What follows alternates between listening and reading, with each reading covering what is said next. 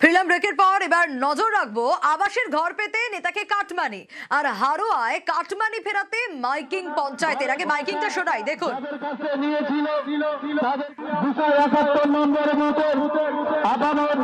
জনসাধারণকে জানানো যাইতেছে যে আবাস যোজনা ঘরের টাকা যাদের কাছে নিয়েছিল তাদেরকে অনুরোধ করছি, আপনারা অবিলম্বে দরখাস্ত করে আপনাদের বকেয়া টাকা ফেরত দেওয়ার জন্য গোপালপুর 2 নম্বর অঞ্চলের তৃণমূল কংগ্রেস তার দায়বদ্ধ। এই ঘোষণা থাকে যে আর এই ভিডিও কিন্তু ইতিমধ্যেই ভাইরাল। হারোয়ায় কাটমানি ফেরাতে পঞ্চায়েতের তরফ থেকে মাইকিং করা হচ্ছে। জিয়াউল রয়েছে আমার সঙ্গে। জিয়াউল, পঞ্চায়েত সদস্যের বিরুদ্ধেই কাটমানির অভিযোগ। এই যে পঞ্চায়েত সদস্য যার বিরুদ্ধে অভিযোগ, তিনি কোন দলের, কার বিরুদ্ধে অভিযোগ উঠে আসছে? একদম দেখো পঞ্চায়েত যিনি সদস্য তিনি শাসক দলের পঞ্চায়েত সদস্য, এবং যে পঞ্চায়েত সেটাও কিন্তু তৃণমূলের পঞ্চায়েত। কিন্তু এখানেই প্রশ্ন, পঞ্চায়েত মাইকিং করছেন কেন? মাইকিং করছেন এক পঞ্চায়েত সদস্য, তিনি বাংলার বাড়ির প্রকল্পের টাকা দেওয়ার জন্য প্রায় 100 জনের বেশি সেখান থেকে কাটমান নেওয়া হয়েছে।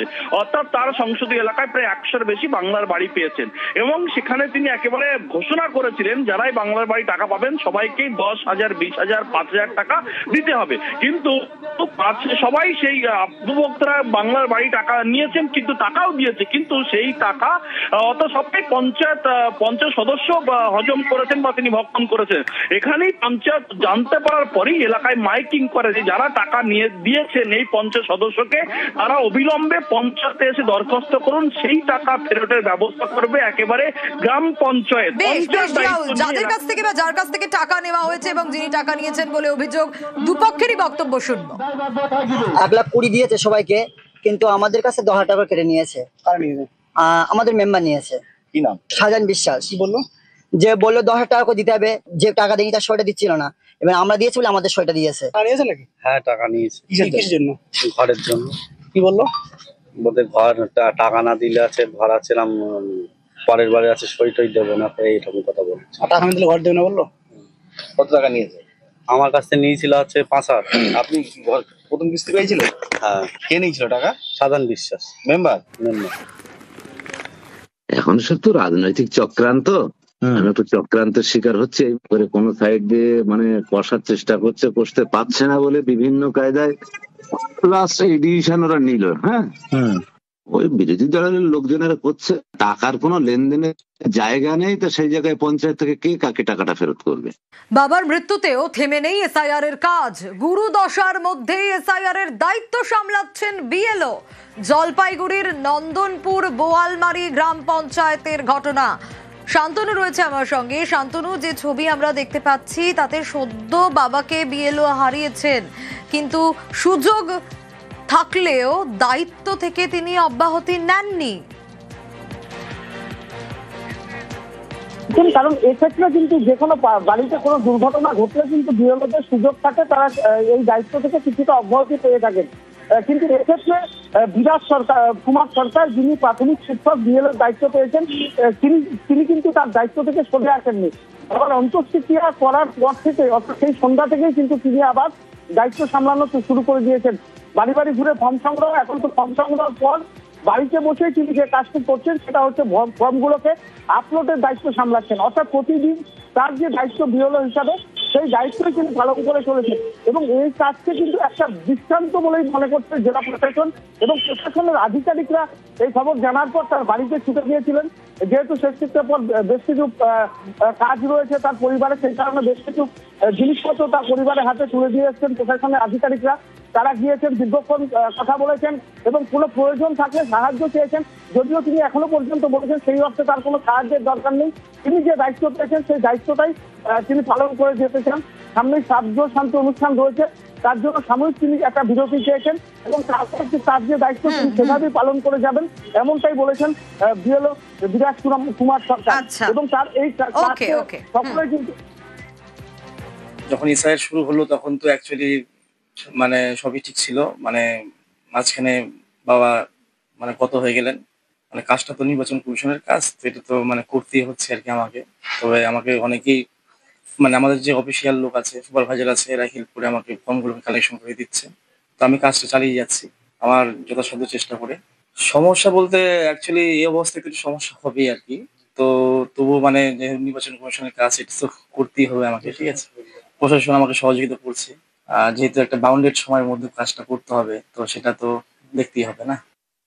আমরা এসেছিলাম বিএলওর পিতৃবিয়োগ হয়েছে। পিতৃবিয়োগের পূরণ তো আমরা কোনোভাবেই করতে পারবো না, কিন্তু এর মধ্যেও উনি যেভাবে আমাদের এই মানে বিএলওর যে কাজ সেটা যে উনি করছেন এবং কোনো রকম মানে বল প্রয়োগ বা কোনো রকম চাপ প্রয়োগ ছাড়া, মানে ওনাকে যে কোনো কিছু আমরা যে বলেছি কাজটা করতে তা না, মানে উনি কিন্তু ইচ্ছাকৃতভাবে এই কাজটা চালিয়ে যাচ্ছেন। মানে এটা সত্যি ওনাকে কুর্নিশ জানাতে চাই আমরা। এসআইআর এর ফর্ম ফিল আপে বিএলও কে সাহায্য বিডিওর। বিএলও কে নিয়ে গ্রামে গ্রামে গিয়ে ফর্ম ফিল আপ বিডিওর, আর মোবাইলে ছবি তুলে পাশে বসিয়ে ফর্ম ফিল আপ। আরো ডিটেইল আপডেট জানাতে পারবে ঠিক কি হয়েছে? প্রিয়ব্রত রয়েছে আমার সঙ্গে।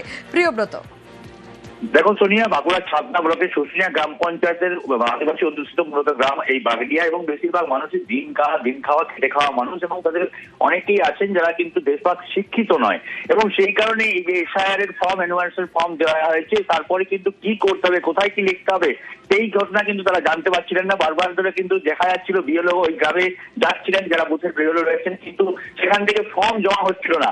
আর এই ঘটনা জানতে পারেন বিএলও সৌরভ ধরলো, এবং তারপরেই কিন্তু তিনি ডিসিশন নেন যে গ্রামে যাবেন, এবং গ্রামে গিয়ে দেখা যায় যে খাটিয়া পেড়ে গ্রামের ওখানে বসে, এবং সেখানেই তিনি মানুষজনকে ডেকে নিচ্ছেন এবং পাশে বসিয়ে ফর্ম ফিল আপ করছেন। তার যে জরুরি ডকুমেন্ট যারা কাগজপত্র রয়েছে সেগুলো দেখে দেখে ফর্ম ফিল আপ করে দিচ্ছেন। এর পাশাপাশি ছবি তুলছেন নিজেই, এবং সেই ছবি আপলোড করে দেওয়া হচ্ছে, এবং অনলাইনে ফর্ম ফিল আপ আপলোড করে দিচ্ছেন বিএলও।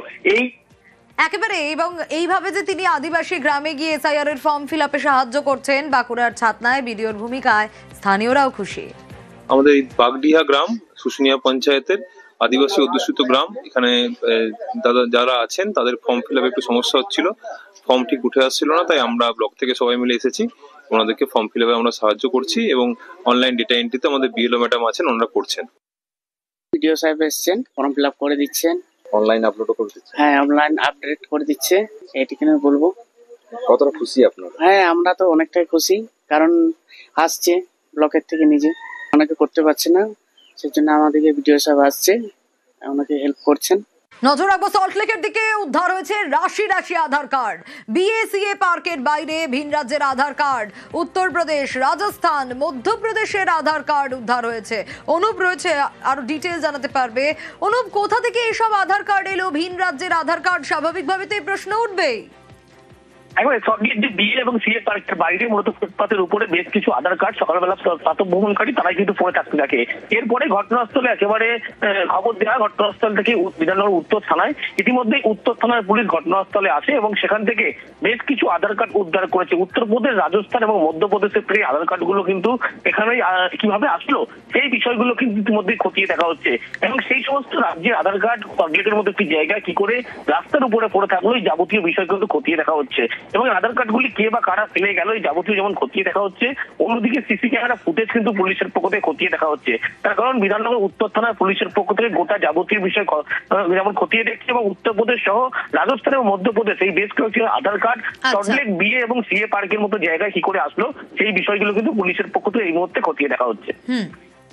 আমি আধার কার্ড গুলো একসঙ্গে ছিল এরকম একটা জায়গায় হঠাৎ রাস্তায় ফুটপাতের উপর পড়ে আছে, সকালে হাঁটতে গিয়ে দেখে আমি তাই জন্য মানে অবাক হয়ে গেলাম। আমি শুনেছি অনেক এরকম ঘটনা, কিন্তু অ্যাকচুয়ালি তো কখনো দেখিনি, যে এই প্রথম দেখলাম যে আমাদের সল্টলেকে এরকম ব্লকের মধ্যে সিএবিএ পার্ক, এত বড় পার্ক, ওয়ার্ড অফিস 39 তার অফিসের পেছনে এরকম পড়ে রয়েছে।